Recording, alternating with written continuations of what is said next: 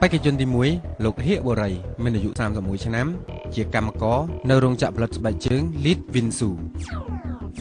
បេក្ខនារីទី2កញ្ញាកែវលក្ខណាមានអាយុ31ឆ្នាំជាគ្រូបង្រៀននៅសហជីពកម្មករកម្ពុជានៅសាលា Accord បេក្ខជនទី3លោកសយសីហាមានអាយុ26ឆ្នាំជាមន្ត្រីសហជីពកម្មករកម្ពុជានៅរោងចក្រដៃយ៉ាង2បេក្ខនារីទី4កញ្ញាលៀងសុផានមានអាយុ24ឆ្នាំជាគ្រូបង្រៀននៅសហជីពកម្មករកម្ពុជានៅសាលា Accord បេក្ខជនទី5លោកឡាយសុធិរិទ្ធមានអាយុ23ឆ្នាំជាកម្មករនៅរោងចក្រ QMI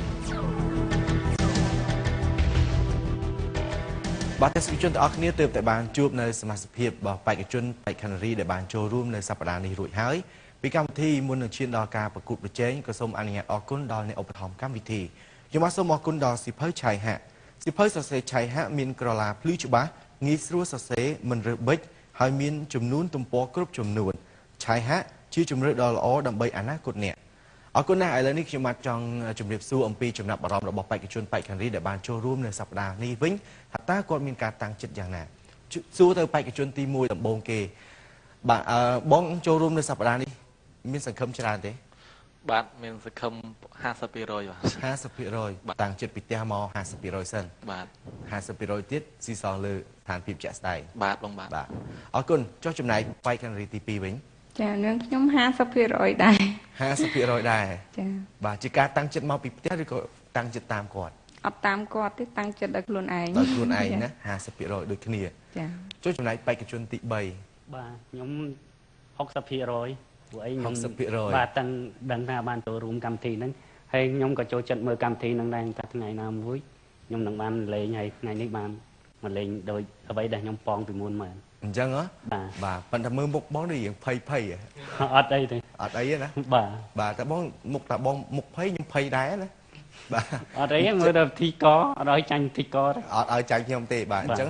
60%មានអតិភិបច្រើនជាងបេក្ខជនទី1និងបេក្ខនារីទី2បាទបេក្ខនារីទី4វិញសង្ឃឹមប៉ុន្មានភាគរយដែរខ្ញុំមានសង្ឃឹម65%អាយ៉ាចាលើបេក្ខជនទី3 5%ណាសង្ឃឹមការសង្ឃឹមរបស់ខ្ញុំគឺទុកពីផ្ទះមូលហេតុអីដែលអាចសង្ឃឹមបានដល់65ដោយសារកម្មវិធីខ្ញុំធ្លាប់តាមដានមើលខ្លះៗដែរអញ្ចឹងខ្ញុំការពីមើលខ្ញុំនៅផ្ទះហ្នឹងក៏ខ្ញុំអាសាថាឆ្លើយនឹងសំណួរសាកល្បងជាមួយកម្មវិធីដែរអញ្ចឹងខ្ញុំអាចឆ្លើយបានច្រើននេះគឺជាហេតុផលមួយដែលធ្វើឲ្យបេក្ខនារីទី4បាទអាចសង្ឃឹមពីព្រោះថាធ្លាប់បានទស្សនាកម្មវិធីហើយធ្លាប់ឆ្លើយសំណួរសាកល្បងជាមួយនឹងកម្មវិធីរបស់យើងបាទចុះចំណែកបេក្ខជនទី5វិញ60 65ចឹងប្រហែលខ្ញុំចុះវិញចឹងបងចុះសល់ប៉ុន្មានវិញសល់ត្រឹម55%ដែរបងអាយ៉ា55%គឺនៅតែលើបេក្ខជនទី1ទី2ដែរណាបាទអត់ឲ្យចាញ់គាត់ទេអត់ឲ្យចាញ់ទេបាទបាទអរគុណច្រើនណាស់ខ្ញុំបាទទើបតែបានសាកសួរអំពីចំណាប់អារម្មណ៍ក៏ដូចជាការតាំងចិត្តរបស់បេក្ខជនបេក្ខនារីរួចហើយទស្សនិកជនក៏បានឃើញអំពីការតាំងចិត្តរបស់គាត់ដូចគ្នានៅវគ្គក្រោយទស្សនិកជននឹងបានជួបនៅការប្រកួតប្រជែងជាក់ស្ដែងថាតើនៅសប្តាហ៍នេះបាទរវាងបេក្ខជនទី1ទី2បាទ50 60 65និង55%តើបេក្ខជនឬបេក្ខនារីណាមួយដែលជាអ្នកឈ្នះប្រចាំសប្តាហ៍ពីកម្មវិធីសូមអនុញ្ញាតសម្រាប់មួយផ្លែសិន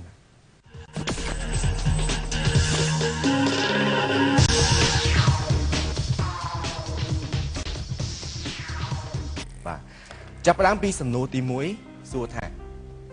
តើការសាងសង់ផ្លូវថ្នល់នៅកម្ពុជាក្នុងសម័យអាណានិគមនិយមបារាំងប្រព្រឹត្តទៅដោយសារអ្វីចម្លើយមាន3កជំនួយអន្តរជាតិខជំនួយសេដ្ឋកិច្ចបារាំងកកំណែនប្រជារាស្ត្រខ្មែរបាទខ្ញុំសូមជឿចម្លើយខជំនួយសេដ្ឋកិច្ចបារាំងចម្លើយខរបស់បេក្ខជនទី3ដំបូងគេនេះគឺជាចម្លើយដែលមិនត្រឹមត្រូវទេចម្លើយដែលត្រឹមត្រូវគឺចម្លើយគោកំណែនប្រជារាស្ត្រខ្មែរបានអញ្ចឹងសម្រាប់ឱកាសរបស់បេក្ខជនដំបូងគេនឹងគឺត្រូវបានបាត់បង់បន្តមកបេក្ខនារីជាបន្តទៀតតើទឹកប្រៃឬទឹកសមុទ្រមាននៅលើផែនដីប៉ុន្មានភាគរយចម្លើយមាន3ក79%ខ87%ក97%ខ្ញុំសូមជ្រើសយកចម្លើយក79%សម្រាប់ចម្លើយករបស់បេក្ខនារីទី4ដែលបានឆ្លើយថា 79% គឺជាចម្លើយដែលមិនត្រឹមត្រូវទេចម្លើយដែលត្រឹមត្រូវគឺចម្លើយក97% បាទឥឡូវយើងបន្តមកបេក្ខនារីទី5បាទសំទោសបេក្ខជនទី5បាទសំណួរសួរថាតើ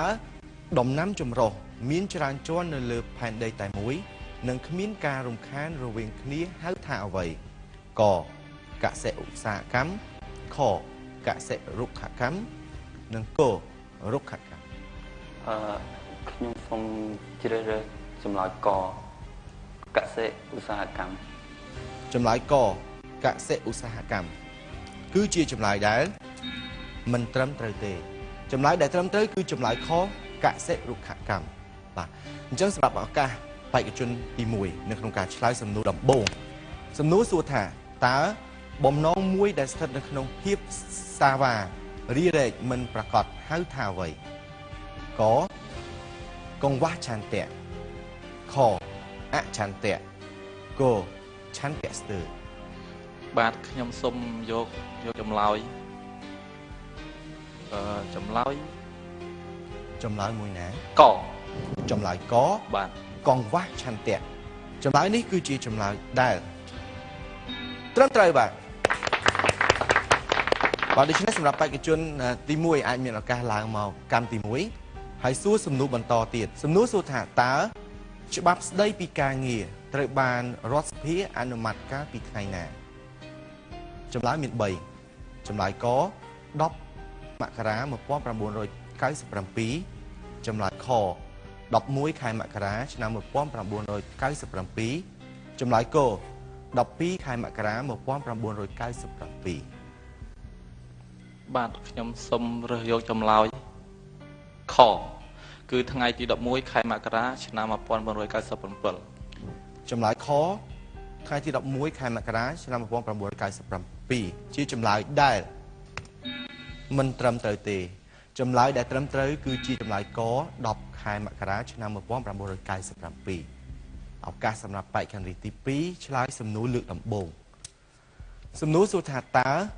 រូបភាពដែលបានបង្ហាញជាទង់ជាតិនៃប្រទេសណាចម្លើយមាន3ចម្លើយកឥណ្ឌូនេស៊ីចម្លើយខហ្វីលីពីននិងចម្លើយកម៉ាឡេស៊ី ចា៎នឹងខ្ញុំសូមយកចម្លើយកម៉ាឡេស៊ី ចម្លើយកជាទង់ជាតិរបស់ប្រទេសម៉ាឡេស៊ីចម្លើយនេះគឺជាចម្លើយដែលមិនត្រឹមត្រូវទេចម្លើយដែលត្រឹមត្រូវគឺជាចម្លើយខប្រទេសហ្វីលីពីនបាទអញ្ចឹងមានឱកាសសម្រាប់បេក្ខជនទី3មានទឹកមាត់លាបតិចបន្តសំណួរទៀតសំណួរសួរថាតើនៅឆ្នាំ1945ប្រទេសជប៉ុនស្ថិតនៅក្រោមអាណានិគមប្រទេសណាចម្លើយមាន3កសហរដ្ឋអាមេរិកខប្រទេសបារាំងនិងកប្រទេសអង់គ្លេស បាទខ្ញុំសូមចូលរើចម្លើយកប្រទេសអាមេរិក ចម្លើយកប្រទេសអាមេរិកបាទចម្លើយនេះគឺជាចម្លើយដែលអបអរសាទរបាទដូច្នេះមានឱកាសឡើងមកកម្មទី1មានឱកាសឆ្លើយនៅសំណួរបន្តទៀតសំណួរសួរថាមនុស្សអាចបង្កើតសម្ភារៈនានាបានដោយសារមនុស្សមានអ្វីបាទមានចម្លើយ3កកម្លាំងខ្លាំងក្លាខស្មារតីកទេពកោសល្យ បាទខ្ញុំសូមជ្រើសរើសចម្លើយកទេពកោសល្យ ចម្លើយកទេពកោសល្យចម្លើយនេះគឺជាចម្លើយដែលអបអរសាទរបាទសំណួរជាបន្តសម្រាប់បេក្ខជនទី3ប្រៀបប្រទេស3ខាងក្រោមតើប្រទេសណាដែលមានផ្ទៃក្រឡាធំជាងគេចម្លើយកប្រទេសឥណ្ឌាចម្លើយខប្រទេសអូស្ត្រាលីចម្លើយកប្រទេសអាហ្សង់ទីន បាទខ្ញុំសូមជ្រើសរើសចម្លើយខប្រទេសអូស្ត្រាលី ចម្លើយខប្រទេសអូស្ត្រាលីចម្លើយនេះគឺជាចម្លើយដែលត្រឹមត្រូវបាទសំណួរជាបន្តទៀតតើទន្លេមេគង្គមានប្រវែងប៉ុន្មានគីឡូម៉ែត្រចម្លើយនេះប្រហែលជាងាយស្រួលមានចម្លើយ3ក3200គីឡូម៉ែត្រខ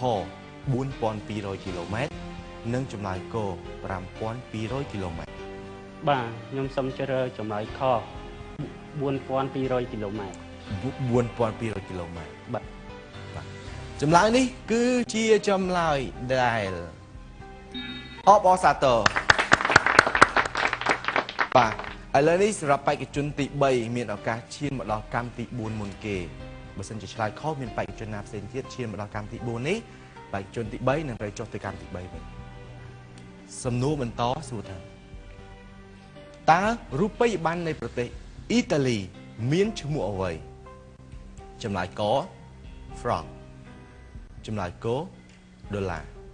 និងចម្លើយកអឺរ៉ូ បាទខ្ញុំសូមជ្រើសចម្លើយកយូរ៉ូ ចម្លើយក បាទ អឺរ៉ូ បាទ ច្បាស់អត់ ពួកអីតកតងនឹងសំណួរហ្នឹងខ្ញុំមកច្បាស់ដែរគឺហ្វ្រង់បោះតារាងទេហើយដុល្លារប្រហែលជាអាមេរិកយូរ៉ូហើយមួយទៀតអ៊ីតាលីស្ថិតនៅសហគមន៍អឺរ៉ុបដូចនេះខ្ញុំសន្មតថាយូរ៉ូ បាទអញ្ចឹងបានន័យថាស្លោកាត់តាមការអំណាងមិញគឺសន្មតច្បាស់ណាស់ថាគឺជាអឺរ៉ូ បាទ ចម្លើយរបស់បេក្ខជនទី3គឺជាចម្លើយដែលអបអសាទរបាទអបអសាទរសម្រាប់បេក្ខជនទី3ដែលមានឱកាសឡើងមកខាងលើក្នុងវគ្គផ្ដាច់ព្រាត់មុនគេនៅក្នុងសប្តាហ៍នេះហើយយើងនៅសល់បេក្ខជន4រូបទៀតដែលយើងនឹងត្រូវធ្វើការស្វែងរកជាបន្តទៀតដើម្បីប្រកួតជាមួយនឹងបេក្ខជនទី3នៅក្នុងវគ្គក្រោយសម្រាប់ពេលនេះពីកម្មវិធីសូមអនុញ្ញាតសម្រាប់បន្តិចសិនបាទ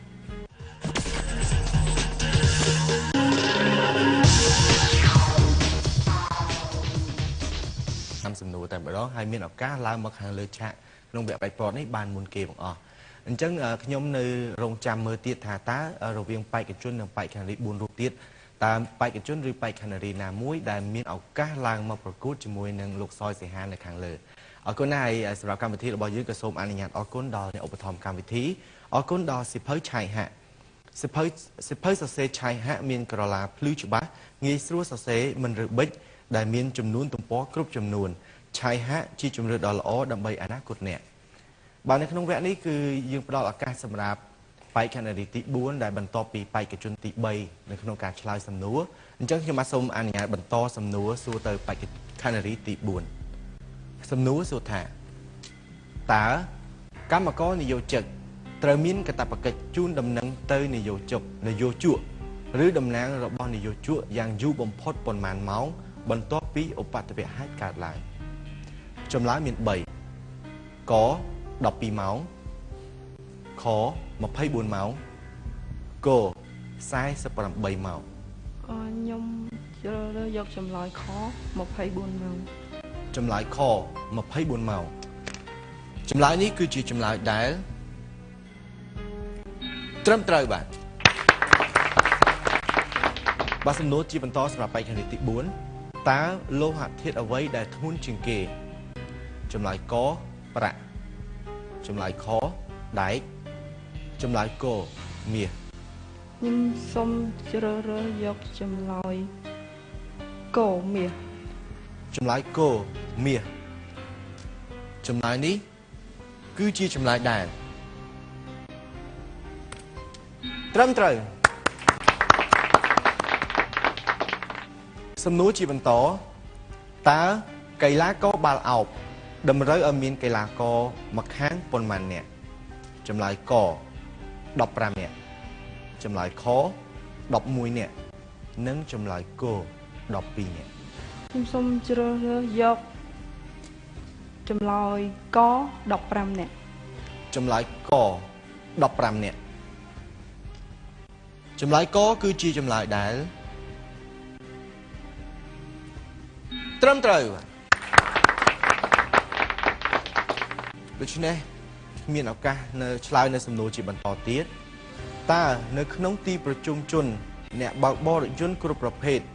ត្រូវប្រើល្បឿនអតិបរមាប៉ុន្មានចម្លើយក30គីឡូម៉ែត្រក្នុង1ម៉ោងចម្លើយខ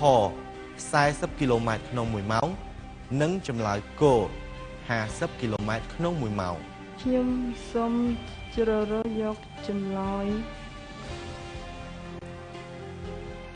ខ40គីឡូម៉ែត្រក្នុង1ម៉ោង ខ40គីឡូម៉ែត្រក្នុង1ម៉ោង ចា៎ ចម្លើយនេះគឺជាចម្លើយដែលត្រឹមត្រូវបាទឥឡូវនេះ4សំណួរគឺឆ្លើយត្រូវទាំង4ហើយបើសិនជាឆ្លើយត្រូវមួយសំណួរទៀតឱកាសសម្រាប់បេក្ខនារីទី4គឺមានច្រើនជាងគេបើប្រៀបធៀបទៅនឹងបេក្ខជនបេក្ខនារីដទៃទៀតតែបើសិនជាឆ្លើយខុសមានបេក្ខជនណាមួយឡើងមកដល់កម្មទី4ដែរអញ្ចឹងបេក្ខនារីទី4នឹងត្រូវធ្លាក់ចុះទៅកម្មទី3វិញអញ្ចឹងសង្ឃឹមថាសំណួរជាបន្តនេះអាចឆ្លើយត្រូវសំណួរជាបន្តសួរថាតើទ្វីបណាដែលមានប្រជាជនរស់នៅតិចជាងគេចម្លើយកទ្វីបអង់តាក់ទិកចម្លើយខទ្វីបអូសេអានីចម្លើយកទ្វីបអាហ្វ្រិក ខ្ញុំសូមជ្រើសយកចម្លើយកទ្វីបអង់តាក់ទិក ចម្លើយកទ្វីបអង់តាក់ទិកបាទសូមសួរបញ្ជាក់ទៅបេក្ខនារីទី4ថាតើចម្លើយកដែលបានជ្រើសរើសអំបញ្ញមិញសម្រាប់យកឬក៏ចង់ផ្លាស់ប្ដូរ សម្រាប់យកអត់ផ្លាស់ប្ដូរ សម្រាប់យកហើយចម្លើយនេះគឺជាចម្លើយដែលត្រឹមត្រូវបាទខបអសាទរសម្រាប់បេក្ខនារីទី4ដែលបានឆ្លើយត្រឹមត្រូវបាទដូច្នេះសម្រាប់ឱកាសបេក្ខនារីទី4គឺមានឱកាសមកវគ្គផ្ដាច់ព្រាត់ជាមួយនឹងបេក្ខជនបាទគឺលោកសយសេហាដែលបានឈានមកដល់មុនគេកាលវគ្គទី1តែសូមចូលរួមសោកស្ដាយផងសម្រាប់បេក្ខជននិងបេក្ខនារី3រូបទៀតដែលអត់មានឱកាសឡើងមកដល់វគ្គផ្ដាច់ព្រាត់ណាប៉ុន្តែអត់អូនសុពន្ធចិត្តទេណាបេក្ខជនទី1 ដោយសារយើងមានឱកាសនៅក្នុងកម្មវិធីនេះជាសំណាងហើយនឹងការទេពកោសលនិងចំណេះដឹងរបស់យើងផ្ទាល់ខ្លួនអញ្ចឹងណាអញ្ចឹងមានការសោកស្ដាយទេមានការត្រេកអរណាស់ដែលបានចូលរួមក្នុងកម្មវិធីអ្នកឆ្លាតវៃឬក៏ហៅថា Smart Game នៅទូបាយ័ននេះគឺសូមអរគុណបាទអរគុណចុះចំណាយបេក្ខនារីទី2វិញអត់អូនសុពន្ធចិត្តអីទេណាចាអត់អីទេចិត្តជាកីឡាករអូចិត្តជាកីឡាករដែរណាចាបាទចាក៏ស្រឡាញ់កីឡាអីដែរចាកីឡាអីគេស្រឡាញ់ពេញចិត្តកីឡាអីកីឡាបាល់ទាត់អូទៅចិត្តកីឡាបាល់ទាត់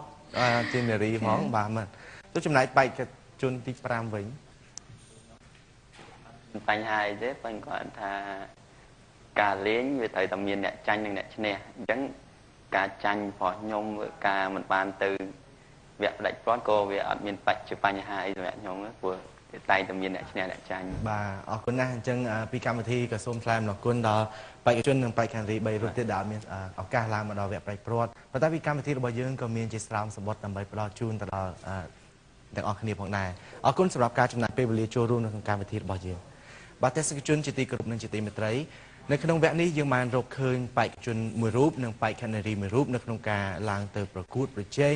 វគ្គផ្ដាច់ព្រាត់នៅក្នុងសប្តាហ៍ទី3វគ្គទី31រងចាំទស្សនានៅវគ្គក្រោយជាបន្តទៀតថាតើបេក្ខជនឬក៏បេក្ខនារីដែលមានព្រៀបជាងពីកម្មវិធីសូមអនុញ្ញាតសម្រាប់មួយផ្លែសិន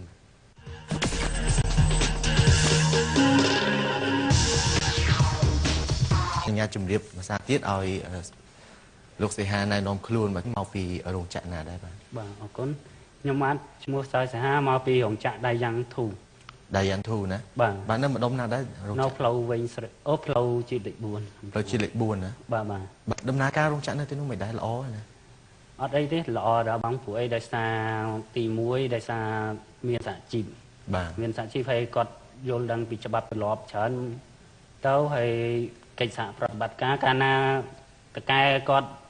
យល់ច្បាស់ពីសហជីពក៏បាននៅកន្លែងការងារគាត់ល្អព្រោះអី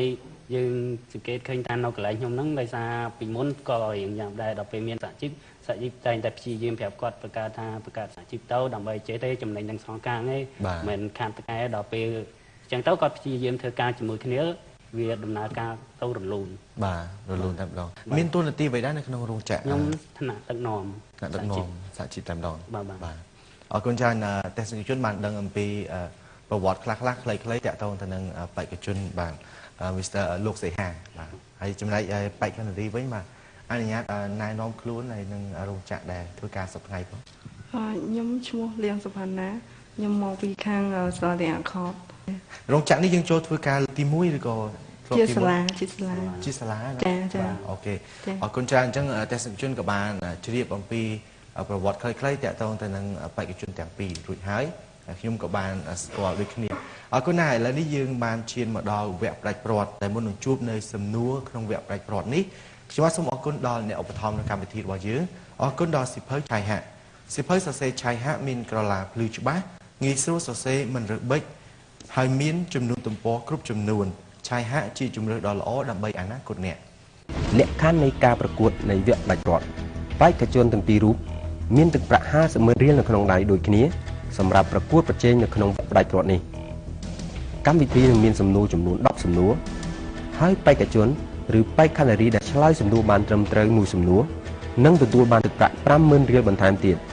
ដែលជាការកាត់ទឹកប្រាក់ពីបេក្ខជនដែលឆ្លើយខុសប៉ុន្តែប្រសិនបើបេក្ខជនឬបេក្ខនារីទាំងពីររូបឆ្លើយមិនបានត្រឹមត្រូវកម្មវិធីនឹងកាត់ទឹកប្រាក់ 50,000 រៀលវិញបេក្ខជនឬបេក្ខនារីទាំងពីររូបមិនមានសិទ្ធិឆ្លើយសំណួរដូចគ្នានៅក្នុងសំណួរតែមួយបានទេបន្ទាប់ពីការឆ្លើយសំណួរទាំង10បេក្ខជនឬបេក្ខនារីដែលអាចរក្សាទឹកប្រាក់បានច្រើនជាងគេគឺជាអ្នកទទួលជ័យជំនះប្រចាំសប្តាហ៍ហើយនឹងមានឱកាសទៅប្រកួតបន្តទៀតនៅវគ្គផ្ដាច់ព្រាត់អរគុណអញ្ចឹងខ្ញុំបាទសូមសួរទៅបេក្ខជនសីហាព្រោះថាដោយសារតែបានឡើងមកខាងលើមុនគេអញ្ចឹងមានឱកាសជ្រើសនៅសំណួរមួយគេបាទក្នុងចំណោមសំណួរទាំង10ពេញចិត្តសំណួរមួយណាខ្ញុំពេញចិត្តសំណួរលេខ5សំណួរសួរថាតើខេត្តណាដែលមានផលនេសាទទឹកប្រៃបានច្រើនជាងគេខេត្តដែលផលនេសាទទឹកប្រៃច្រើនជាងគេខ្ញុំជ្រើសរើសយកខេត្ត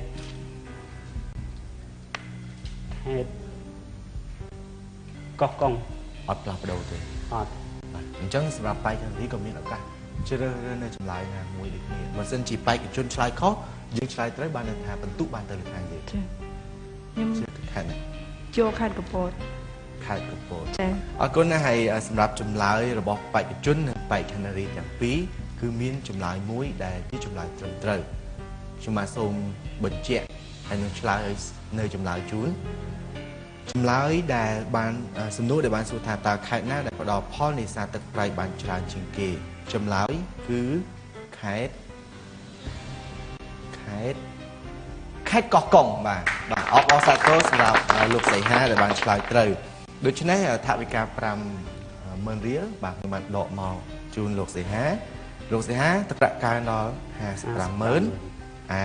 ផាណានៅសល់តែ 45,000 ទេអត្ថភាពសម្រាប់ផាណាវិញម្ដងបាទក្នុងការជ្រើសរើសនៅសំណួរបាទក្នុងចំណោម9សំណួរដែលនៅសល់ពេញចិត្តសំណួរលេខប៉ុន្មានខ្ញុំជ្រើសរើសយកចម្លើយលេខ4សំណួរសួរថាតើស្រុកត្បែងមានជ័យមានទីតាំងស្ថិតនៅក្នុងខេត្តណាត្បែងមានជ័យនៅក្នុងខេត្តបន្ទាយមានជ័យស្រុកត្បែងមានជ័យខេត្តបន្ទាយមានជ័យចាច្បាស់អញ្ចឹងសម្រាប់បេក្ខជនសីហាក៏មានឱកាសឆ្លើយនៅចម្លើយមួយដូចគ្នាបាទតើស្រុកត្បែងមានជ័យមានទីតាំងស្ថិតនៅក្នុងខេត្តខ្ញុំសូមជ្រើសរើសយកខេត្តព្រៃវែងបាទអរគុណច្រើនបាទសម្រាប់ចម្លើយសំណួរលេខ4ដែលបានសួរថាតើ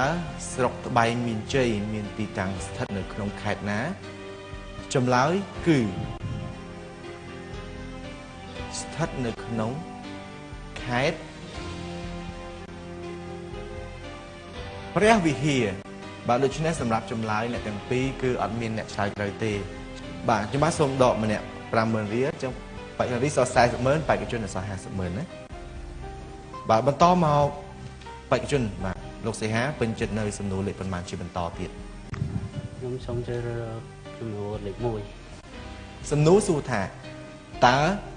ថេរវេលាធ្វើការពេញលេញរបស់កម្មករនិយោជិតមិនត្រូវឲ្យលើសពីប្រមាណម៉ោងក្នុងមួយថ្ងៃបាទថេរវេលាធ្វើការពេញលេញរបស់កម្មករនិយោជិតមិនត្រូវឲ្យលើសពីប្រមាណម៉ោងក្នុងមួយថ្ងៃ10ម៉ោងក្នុងមួយថ្ងៃគិតទាំងថែមម៉ោង10ម៉ោងបាទមូលហេតុមិញគឺបានបញ្ជាក់ថាគិតទាំងថែមម៉ោងណាបាទព្រោះអីនៅក្នុងច្បាប់យើងក៏មានចែងដែរគឺថាកម្មករធ្វើការ8ម៉ោងហើយក្នុងនោះថែមម៉ោងមិនត្រូវឲ្យលើសពី2ម៉ោងទៀតដូចនេះខ្ញុំសន្និដ្ឋានថាមានត្រូវយក10ម៉ោង10ម៉ោង ច្បាស់ថា10ម៉ោងហើយបាទអត់ចង់ផ្លាប់ដូរទេអត់ទេ100%មកណាបាទអរគុណអញ្ចឹងចង់សួរទៅបែកខណ្ឌរីជាបន្តបាទខ្ញុំផាណាបាទពេញចិត្តនៅឆ្លើយនៅចម្លើយមួយដែរមកសូមឆ្លើយថាមិនត្រូវឲ្យលើសពី12ម៉ោងក្នុងមួយថ្ងៃមិនត្រូវឲ្យលើសពី12ម៉ោងក្នុងមួយថ្ងៃបាទបញ្ជាក់មូលហេតុតិចៗមកដើម្បីឲ្យទស្សនិកជនគាត់បានជ្រាបអំពីចម្លើយរបស់យើងព្រោះអីគេថាការងារខ្លះប្រហែលជាគាត់អាចត្រូវបន្ថែមច្រើនដើម្បីឲ្យ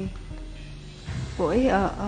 គាត់ត្រូវបញ្ញាប់កៅអៅចេញអញ្ចឹងគាត់អាចថាថែមដល់ទៅ4ម៉ោងបានបាទណាចាព្រោះវាមិនសូវប៉ះពាល់ហ្មងត្រឹមម៉ោង8អីអញ្ចឹងច្បាស់ហើយចាបាទអរគុណច្រើននៅក្នុងសំណួរទី1ដែលបេក្ខជនបាទលោកសេហាបានជ្រើសរើសអបាញ់មិញនេះសួរថាតើថេរវេលា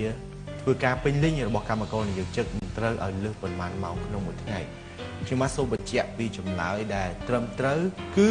មានចំនួន8ម៉ោងបាទដូច្នេះសម្រាប់បេក្ខជននិងបេក្ខនារីទាំងពីរឆ្លើយមិនត្រឹមត្រូវនោះទេដោយសារតែលោកសេហាមិញក៏ដូចជាកញ្ញាផាណាក៏គាត់មានការយល់ច្រឡំអំពីការថែមម៉ោងអញ្ចឹងចំនួនដែលមិនឲ្យត្រូវលើសនោះគឺគិតតែ8ម៉ោងនោះទេបាទអញ្ចឹងខ្ញុំបាទសូមដកម្នាក់50000នៅសល់កញ្ញាផាណានៅសល់350,000បាទលោកសេហាសល់450,000បាទសន្សំបន្ទុកណាសន្សំថវិកា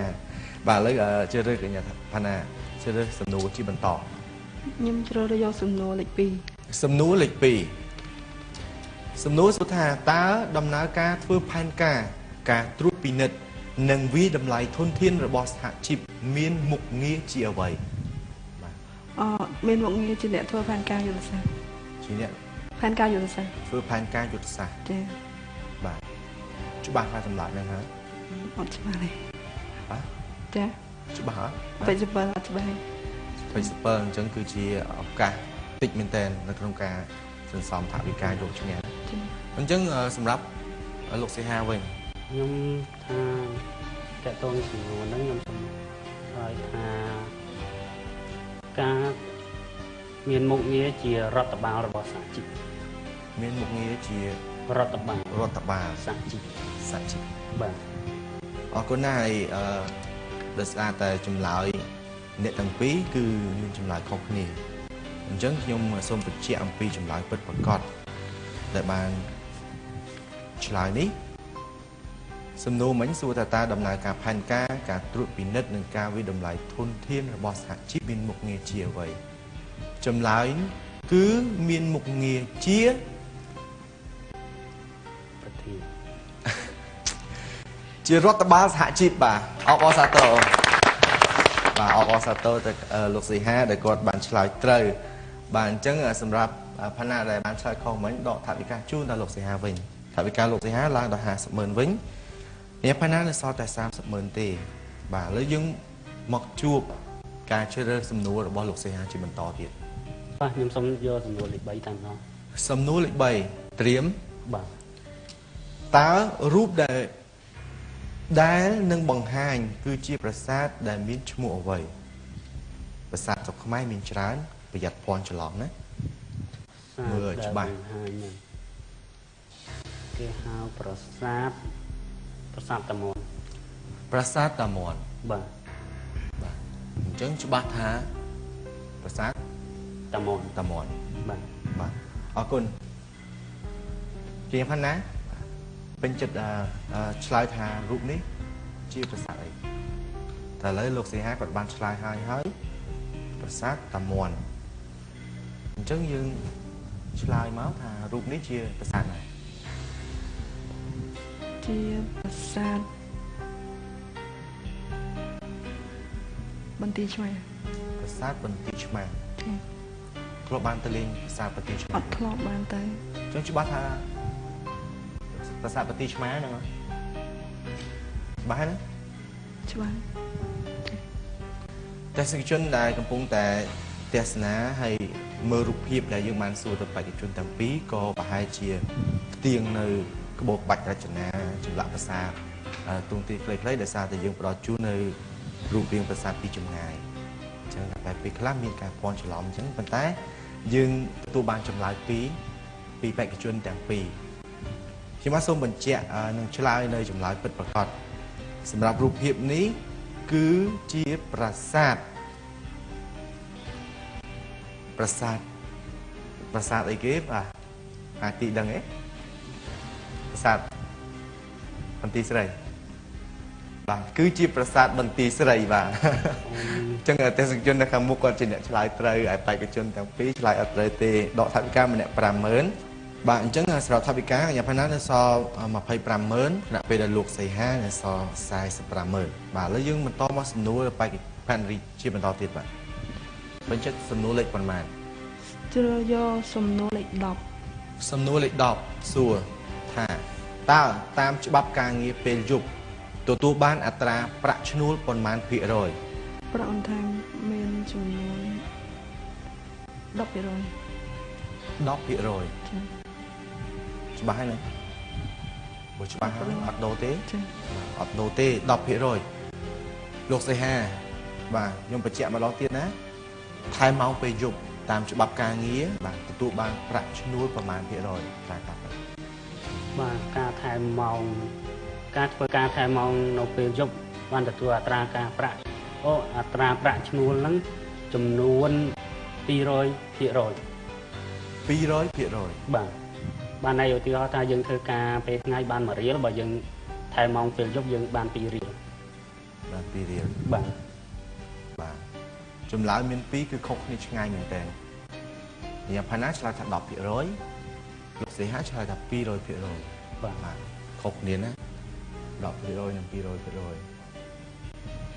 ដោយសារតែមានចម្លើយ2ពីកម្មវិធីខ្ញុំបាទសូមបញ្ជាក់ជូននៅចម្លើយជូនដល់ទស្សនិកជនដែលកំពុងតែទស្សនាកម្មវិធីអ្នកឆ្លាតវៃ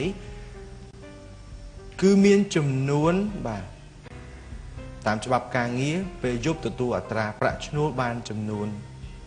200%បាទអបអរសាទរលោកសីហាបាទអញ្ចឹងលោកសីហាមានថវិកាកើនដល់50,000វិញបាទណាពេលដែលខ្ញុំផាណានៅសល់តែ20,000តែប៉ុណ្ណោះឥឡូវយើងបន្តមកសំណួរទៀតបាទនៅសល់តែ4សំណួរទេខ្ញុំសូមយកសំណួរលេខ7បាទសំណួរលេខ7តើអ្នកចូលរួមបទល្មើសមានឆន្ទៈដូចគ្នាជាមួយចារីហើយមានវត្តមានជាមួយគ្នានៅកន្លែងកើតហេតុហៅថាអ្វីអ្នកចូលរួមបទល្មើសមានឆន្ទៈដូចគ្នាជាមួយចារីហើយមានជាមួយចារីហើយមានវត្តមាននៅជាមួយគ្នានៅកន្លែងកើតហេតុហ្នឹងហៅថាអីខ្ញុំសូមឆ្លើយថាជាអំពើហៅថាអំពើប្លន់បាទអ្នកចូលរួមបទល្មើសមានឆន្ទៈដូចគ្នាជាមួយចារីមានវត្តមាននៅជាមួយគ្នានៅកន្លែងកើតហេតុហៅថាអំពើប្លន់អញ្ចឹងណាបើនិយាយពីបទហ្នឹងហើយចូលបទព្រហ្មទណ្ឌបាទអញ្ចឹងចម្លើយតែខ្ញុំយល់ថាបទព្រហ្មទណ្ឌបាទអំពើប្លន់លែងយកហើយបាទប្លន់ក៏នៅក្នុងព្រហ្មទណ្ឌបាទបទព្រហ្មទណ្ឌវិញបាទបទព្រហ្មទណ្ឌឥឡូវយើងមកជួបនៅបេក្ខនារីបាទជ្រើសរើសនៅចម្លើយមួយមកខ្ញុំសូមឆ្លើយថាជាគេហៅថាជាអំពើចារកម្មចា៎បាទអរគុណអញ្ចឹងក្នុងចម្លើយ2ដែលបានឆ្លើយមិញនេះខ្ញុំមកសូមបញ្ជាក់ចម្លើយតែម្ដងអ្នកចូលរួមបទល្មើសមានឆន្ទៈដូចគ្នាជាមួយចារីហើយមានវត្តមានជាមួយគ្នានៅកន្លែងកាត់ហេតុហៅថាសហចារីបាទអញ្ចឹងសម្រាប់ចម្លើយទាំងពីរគឺអត់មានអ្នកឆ្លើយត្រូវទេបាទអត់ដែលជួបណោះបាទធ្លាប់នឹងតែអត់បានយើងចាប់អារម្មណ៍បាទបើថាអ្នកទាំងពីរនឹងមានឆន្ទៈដូចគ្នាធ្វើការប្រព្រឹត្តនៅទង្វើទាំងអស់នៅកន្លែងកាត់ហេតុតែមួយបានថាចូលដៃចូលជើងគ្នាអញ្ចឹងបានសហចារីបាទអរគុណអញ្ចឹងសម្រាប់ថវិកា2នាក់ទៅបាទថវិការបស់លោកសេហាបាននៅសល់តែ45,000ទេគណៈពេលដែលផាណានៅសល់15,000តិចណាតិចទៅពួកគាត់នឹងចូលគ្នាវាសហការគ្នាហ្នឹងហើយសហការគ្នាហ្នឹងអត់ចាប់ទាំងតិចណាទាំងសហការគ្នាហ្នឹងណាចាបាទអរគុណឥឡូវយើងបន្តមកញ៉ាំផាណាវិញបាទព្យាយាមឡើងបាទឆ្លើយត្រូវអាចកើនថវិកាវិញ ខ្ញុំសូមជ្រើសរើសយកចម្លើយលេខ6សង្ឃឹមថាអាចឆ្លើយបានជ្រើសរើសយកសំណួរលេខ6សំណួរលេខ6បាទសួរថាតើវិវាទដែលកើតមានឡើងរវាងនយោជកសំទោសតើវិវាទដែលកើតមានឡើងរវាងនយោជកម្នាក់និងកម្មករម្នាក់ឬច្រើនអ្នកហៅថាវិវាទអ្វីបាទនយោជកហ្នឹងនយោជកម្នាក់មានវិវាទជាមួយនឹងកម្មករម្នាក់ឬក៏មានវិវាទជាមួយនឹងកម្មករច្រើនអ្នកអញ្ចឹងវិវាទនេះគេហៅវិវាទអីគេបាទវិវាទអ្វីវិវាទបុគ្គលច្បាស់អត់ច្បាស់អត់កែប្រែទេអរគុណចុះចំណែកលោកសីហាវិញជឿថាវិវាទនេះជាវិវាទអ្វីតកតងនឹងសំណួរហ្នឹងបើគាត់យកវិវាទបុគ្គលខ្ញុំយកវិវាទរួមប៉ុន្តែខ្ញុំមើលសំណួរហ្នឹងដូចអត់សូវជាច្បាស់ដែរប៉ុន្តែខ្ញុំយកវិវាទរួមមកបើគាត់យកវិវាទបុគ្គលព្រោះឯវិវាទការងារមានតែពីរបាទមានតែវិវាទបុគ្គលនិងវិវាទរួមឥឡូវគាត់យកវិវាទបុគ្គលខ្ញុំយកវិវាទរួមយកវិវាទរួមទៅណាបាទដោយសារតែចម្លើយបែបនេះបានឆ្លើយហើយអញ្ចឹងវិវាទមានតែពីរទេបាទនៅវិវាទតកតងការងារមានតែពីរបាទអញ្ចឹងខ្ញុំបាទសូមបញ្ជាក់ជាថ្មីម្ដងទៀតដោយសារតែអ្នកទាំងពីរបានឆ្លើយនៅវិវាទទាំងពីរអំបញ្ញមិញនេះមានមួយជាចម្លើយដែលត្រឹមត្រូវចម្លើយដែលត្រឹមត្រូវបាទវិវាទដែលកើតមានឡើងរវាងនយោជកម្នាក់និងកម្មករម្នាក់ឬច្រើនអ្នកហៅថាវិវាទបុគ្គលបាទអបអរសាទរដល់កញ្ញាផាណាបាទអញ្ចឹងថវិការបស់កញ្ញាផាណាគឺកើនឡើង 50,000 វិញគឺកើនបាន 20,000 វិញហើយបាទគណៈពេលលោកសីហានៅសល់ 40,000 បាទខុសគ្នាពាក់កណ្ដាលនៅសល់សំណួរ2ចុងក្រោយបាទជួបលោកសីហាវិញខ្ញុំលើកយកលេខ9តើការបង្កើតកិច្ចសន្យាការងារនៅក្នុងសហជីពកម្មករមានពេលកំណត់ថេរវេលាពិតប្រាកដមានថេរវេលាមិនលើសពីប៉ុន្មានឆ្នាំបាទតើតើការបង្កើតកិច្ចសន្យាការងារនៅក្នុងសហជីពកម្មករមានថេរវេលាកំណត់មានពេលកំណត់ថេរវេលាពិតប្រាកដគឺมันត្រូវលើសពី2ឆ្នាំมันត្រូវលើសពី2ឆ្នាំអាហ្នឹងបើកំណត់2ឆ្នាំបាទបើលើសពី2ឆ្នាំឆ្លាយជាកិច្ចសន្យាគ្មានថេរវេលាកំណត់វិញបាទអញ្ចឹងច្បាស់ថាយក2ឆ្នាំហើយណាបាទចុះចំណែកវាផាណាខ្ញុំឆ្លើយថាមិនលើសពី3ឆ្នាំមិនលើសពី3ឆ្នាំចា៎បាទក៏ប៉ុន្តែចម្លើយហ្នឹងវាមិនលើសពី2ឆ្នាំក៏គាត់ឆ្លើយហើយអញ្ចឹងខ្ញុំយកថាមិនលើសពី3ឆ្នាំវិញបាទអូអញ្ចឹងបានថាដោយសារតែបងគិតថា2ឆ្នាំដែរเนาะចា៎ដោយសារលោកសីហាយកហើយចា៎អញ្ចឹងមានសម្រាប់ចិត្តយក3ឆ្នាំចា៎អញ្ចឹងខ្ញុំបាទសូមបញ្ជាក់ចម្លើយជូនដែលបានសួរអំបញ្ញមិញថាតើការបង្កើតកិច្ចសន្យាការងារក្នុងសហជីពកម្មករមានពេលកំណត់ថេរវេលាពិតប្រាកដមានថេរវេលាមិនលើសពី2ឆ្នាំបាទអបអរសាទរបាទអបអរសាទរសម្រាប់លោកសីហាដែលបានឆ្លើយត្រូវហើយមានឱកាសឈ្នះនៅក្នុងកម្មវិធីរបស់យើងនៅសប្តាហ៍ទី3វគ្គទី31នេះអរគុណអញ្ចឹងនៅសល់សំណួរមួយចុងក្រោយទៀតសម្រាប់កញ្ញាផាណានៅក្នុងការឆ្លើយបើសិនជាឆ្លើយត្រូវគឺមានឱកាសអាចសន្សំថវិកា 50,000 ឡើងវិញណាប៉ុន្តែបន្ទុកគឺលោកសីហាបានដាច់បាត់ហើយអញ្ចឹងសង្ឃឹមថានៅឆ្លើយត្រូវថវិកាឡើងបាន20,000 វិញតែបើសិនជាឆ្លើយខុសនៅសល់តែ10,000សំណួរទី8មន្ត្រីដែលធ្វើការងារនៅក្នុងឃុំបន្ទាប់ពីមេឃុំហៅថាអ្វីហៅថាស្មានឃុំចាច្បាស់អត់ច្បាស់ទុកពេលគិតបន្តិចទៀតណាទៅលោកបានថវិកា 50,000 ឡើងវិញបន្ទាប់ពីមេឃុំហើយមានច្បាស់ហើយយកចម្លើយ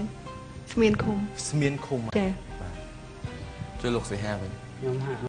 មន្ត្រីដែលធ្វើការនៅក្នុងឃុំបន្ទាប់ពីមេឃុំហៅថាក្រុមប្រឹក្សាឃុំសង្កាត់ហៅថាក្រុមប្រឹក្សាឃុំសង្កាត់ដែលបោះឆ្នោតនេះមុនណាបាទដៃជះនៅដៃនៅសល់ចុងកញ្ចក់ដូចខ្ញុំដែរអរគុណឥឡូវខ្ញុំបាទសូមបញ្ជាក់ជូនបាទសំណួរដែលបានសួរថាមន្ត្រីដែលធ្វើការនៅក្នុងឃុំបន្ទាប់ពីមេឃុំហៅថាជំទប់បាទដូច្នេះសម្រាប់អ្នកទាំងពីរឆ្លើយអត់ត្រូវទេបាទខ្ញុំបានដកថវិកាម្នាក់ 50,000 ញ៉ាំផាណានៅសល់ 10,000 ហើយលោកសីហានៅសល់ 40,000 រៀលអ អរគុណច្រើនមកឥឡូវយើងបានរកឃើញអ្នកដែលបានឈ្នះប្រចាំសប្តាហ៍នេះហើយគឺបានទៅលើលោកសីហាដែលមកពីរោងចក្រដៃយ៉ាង2ដៃយ៉ាងធូណាបាទអរគុណច្រើនហើយចំណែកឯកញ្ញាផាណាក៏សោកស្ដាយផងដែលបានមិនបានឆ្លើយត្រូវហើយថវិកាបានតិចណាស់បាន 100000 រៀលក៏ប៉ុន្តែទោះបីយ៉ាងណាក៏ដោយអរគុណសម្រាប់ការចូលរួមនៅក្នុងកម្មវិធីរបស់យើងហើយបានឈានដល់វគ្គនេះគឺសិតតាជាបេក្ខនារីដែលមានគំនិតឆ្លើយត្រូវបានន័យថាឆ្លាតទទួលបាននៅអត្ថភាពច្រើនជាងបេក្ខជនបេក្ខនារីដទៃទៀតអរគុណហើយមានប្រងមានពាក្យពេចន៍អីចង់ប្រាប់ញ៉ាតិចទេខ្ញុំសូមថ្លែងអំណរគុណដល់ស្ថានីយ៍វិទ្យុនិងទូទួលបាយ័នដែលផ្ដល់ឱកាសឲ្យនាងខ្ញុំបានចូលរួមលេងក្នុងកម្មវិធីអ្នកឆ្លាតវៃនេះហើយទោះបីថាចាញ់ឈ្នះមិនក៏ខ្ញុំមានអារម្មណ៍ថាតិចអរដែលបានចូលរួមលេងពួកអីខ្ញុំធ្លាប់តាមដានតាមកញ្ចក់ទូរទស្សន៍គឺខ្ញុំមានបំណងថាថ្ងៃណាមួយខ្ញុំមានឱកាសបានចូលលេងកម្មវិធីនេះបាទឥឡូវបានចូលលេងដូចបំណងបាទប៉ុន្តែគួរឲ្យសោកស្ដាយដែរដែលខ្ញុំមិនមានឱកាសឆ្លើយត្រូវនឹងសំណួរបាទប៉ះសំណួរដែលចេះគឺខាងគាត់បាទអរគុណដោយសារតលោកសីហាគាត់មានអត្ថភាពនៅក្នុងការឆ្លើយសំណួរគាត់ដឹងច្រើនជាងអញ្ចឹងណាបាទអរគុណជូនពរអញ្ញាផាណាជួបតែស្នាល្អនិងទទួលបានជោគជ័យនៅក្នុងការងារណាអរគុណច្រើនហើយសម្រាប់លោកសីហាក៏ដូចគ្នាបាទជាចុងក្រោយបាទចង់មានពាក្យពេចន៍អីនិយាយបន្ថែមសូមជឿបាទតើតងថ្ងៃនេះខ្ញុំមានកិត្តិយសមែនតើដែលបានមកចូលរួមក្នុងកម្មវិធី Smart Game នេះហើយកន្លងមកខ្ញុំក៏ចូលចិត្តដែរខ្ញុំតែងតែមើលជារៀងរាល់សប្តាហ៍បាទខ្ញុំក៏បានរំពឹងថាថ្ងៃណាមួយខ្ញុំនឹងបានចូលលេងឡើងបានចូលលេងហើយខ្ញុំសូមថ្លែងអរគុណដល់ឋាននេះទទួលបាយ័នតែបានអញ្ជើញខ្ញុំមកចូលរួមកម្មវិធីនេះបាទសូមអរគុណបាទអបអរសាទរណា 60% កើនដល់ 100% បាទអរគុណច្រើនទស្សនិកជនជាទីគោរពនិងជាទីមេត្រីលោកអ្នកបានឃើញហើយសម្រាប់ការឆ្លើយសំណួររបស់បេក្ខជនបេក្ខនារីទាំង5នៅក្នុងសប្តាហ៍ទី3វគ្គទី31នេះយើងរងចាំទស្សនានៅសប្តាហ៍ក្រោយជាបន្តទៀតថាតើបេក្ខជនណានឹងមានឱកាសឈានទៅវគ្គប្រាច់ព្រាត់នៅក្នុងសប្តាហ៍ទី4នៅក្នុងវគ្គទី32បាទមុននឹងបញ្ចប់ខ្ញុំបាទសូមថ្លែងអំណរគុណដល់អ្នកឧបត្ថម្ភក្នុងកម្មវិធីអរគុណដល់សិភៅឆៃហាក់សិភៅសរសេរឆៃហាក់មានក្រឡាភ្លឺច្បាស់ងាយស្រួលសរសេរមិនរឹបបិចហើយមានចំនួនទំព័រគ្រប់ចំនួនឆៃហាក់ជាជម្រើសដ៏ល្អដើម្បីអនាគតអ្នកសម្រាប់ពេលនេះយើងខ្ញុំទាំងអស់គ្នារួមជាមួយនឹងក្រុមការងារនៃអគ្គនាយកដ្ឋានវិទ្យុនិងទូរទស្សន៍បាយ័នក្នុងកម្មវិធីអ្នកឆ្លាតវៃឬ Smart Game សូមអរគុណសូមជម្រាបលា